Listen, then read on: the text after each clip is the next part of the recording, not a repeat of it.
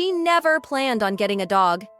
Between early morning meetings, endless emails, and late nights spent staring at spreadsheets, her life was built around deadlines, not detours.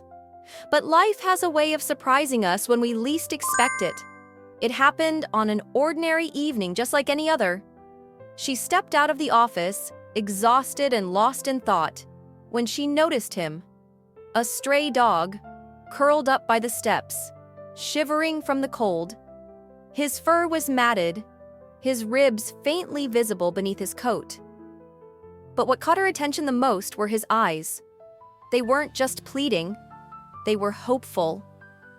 She hesitated. She wasn't the kind of person who stopped for strays. She barely had time to take care of herself, let alone a dog. But as she turned to leave, something in her chest tightened. The thought of walking away, of leaving him out in the cold, suddenly felt unbearable. With a deep breath, she knelt beside him. "Hey there," she murmured, her voice softer than she expected. The dog lifted his head, watching her with cautious curiosity. When she reached out a hand, he hesitated before inching closer, pressing his cold nose against her fingers. She told herself it was just for one night, just until she could figure out what to do with him. But one night turned into two. Two turned into a week.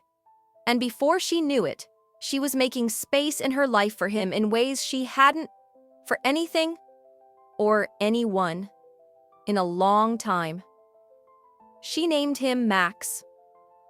Mornings that used to be filled with rushed cups of coffee and frantic emails became slower, filled with long walks as the sun rose over the city. Evenings that were once spent glued to a laptop became filled with playful tugs of war and quiet moments curled up on the couch together. For years, she had convinced herself that work came first, that everything else, friends, love, even happiness, could wait.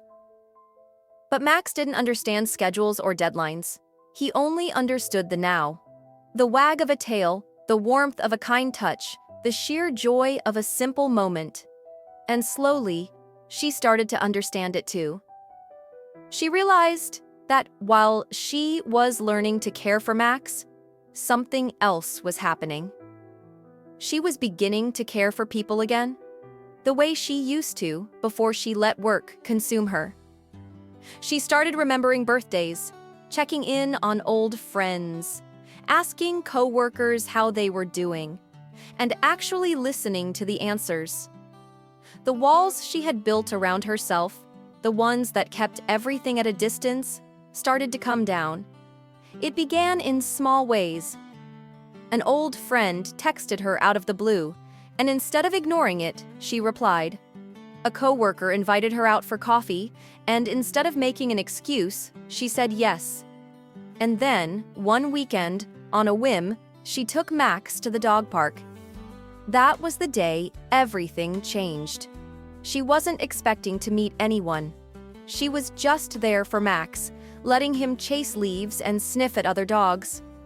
But then, she saw him, a man with an easy smile and a golden retriever who seemed just as energetic as Max. Their dogs met first, circling each other, tails wagging. And then, he looked up, catching her gaze with a warm, knowing smile. "Looks like they're already best friends," he said. She laughed, shaking her head. "I think you're right." They talked for what felt like minutes, but must have been hours. About their dogs, their jobs, their lives. There was no pretense, no rush, just two people sharing a moment in the crisp afternoon air. One conversation turned into two. One walk became another.